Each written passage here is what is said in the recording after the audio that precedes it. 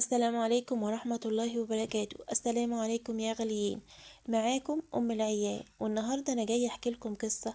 بس قبل ما أبدأ لازم أقول لكم حاجة. اللي هتسمعوه دلوقتي مش للقلوب الضعيفة، دي حكاية لو دخلت عقلك هتفضل معاك أيام.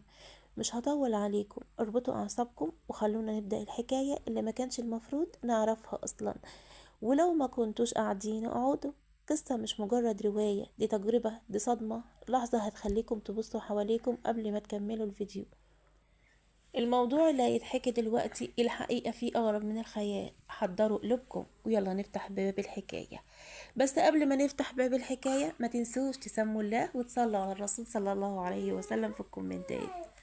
وبالله عليكم اوعوا تنسوا تشتركوا في القناة وتفعلوا الجرس عشان القناة تكبر بيكم. يلا نبدأ الحكاية ونشوف هي بتقول ايه. معانا النهاردة حكاية البيت اللي بيظهر في شارع غيره كل يوم. سر خرج عن السيطرة. البيت اللي بيظهر في شارع غيره كل يوم، سر خرج عن السيطرة. تعالوا نشوف يعني ايه العنوان ده. كانت صفية طول عمرها بتدور على الأمان. بعد ما جوزها مات بقت في شقة إيجار غالية ومرهقة ومش بتعرف تدفعها، لحد ما في يوم صاحب عقار قال ليها على شقة رخيصة جدا في عمارة صغيرة على أطراف البلد. الشقة سعرها نص أسعار السوق.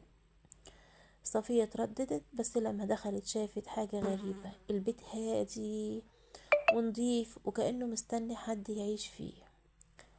أول ليلة وهي نايمة صحيت على صوت حركة بسيطة. افتكرت ابنها بيلعب.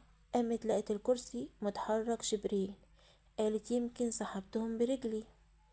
لكن تاني يوم حصلت أول حاجة مش طبيعية.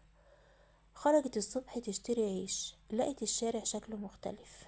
نفس البيت، نفس الباب، بس مش نفس المكان. ايه ده؟ مش نفس المكان؟ افتكرت انها تايهة، بس الجيران عاديين جدا، بيبصوا ليها كأن مفيش اي حاجة حصلت. رجعت البيت، لقيت ابنها واقف في البلكونة بيقول ماما احنا رحنا فين؟ سكتت لان السؤال هو نفسه اللي بيدور جواها. قلبها بيقوله. من اليوم ده بقت كل يوم تنام في الشارع وتصحى في شارع تاني. هي حاسة نفسها في دوامة. البيت في الشارع وتصحى تلاقي نفسها في شارع غير اللي كان البيت فيه، ونفس البيت بيتنقل.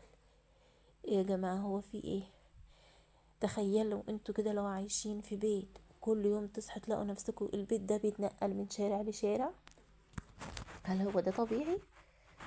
فبصراحة ربنا يكون في عون. مرة البيت يبقى جنب مدرسة، مرة يبقى قدام أرض فضاء، مرة يطلع في شارع ضيق جدا وكأن حد بيرمي البيت رمية. صفية سألت الناس ولا حد شايف أي تغيير، وكأن البيت ده ليه وجود ليها هي بس. في ليلة وهي بتبكي من الخوف سمعت دقة على الباب. فتحت لقت راجل كبير لابس جلابية قديمة ووشه شاحب جدا. قال لها ايه؟ انتي قعدتي هنا، البيت ده ما يقعدش فيه حد. سألته ليه؟ قال كلمة واحدة بس: ده بيت ميت مش بيت حي. خدت الكلمة ووقفت اتجمدت. إيه الكلمة ده؟ ايه اللي انت بتقوله ده؟ يعني ايه بيت ميت مش بيت حي؟ وسابها ومشي.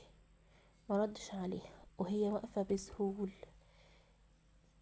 قلبها وقع في رجليها حرفيا. بس حاولت تفهم. بدأت تسأل في المنطقة، تكتشف ان العمارة دي اتهدت من 15 سنة بسبب حريق كامل. العمارة اللي شايفينها دي مش موجودة اساسا، مش موجودة على الورق ولا موجودة اصلا على الارض. هي موجودة على ارض فاضية، لا موجودة اساسا على الورق. الارض دي فاضية، مش موجودة عليها عمارة. العمارة دي اتحرقت من 15 سنة واتهدت. صفية بدأت تربط ان البيت اللي هي فيه مش ثابت، لانه مش مبني، ده صورة من مكان تاني، شبح لبيت اتحرق ولسه بيدور على سكانه اللي ماتوا جواه.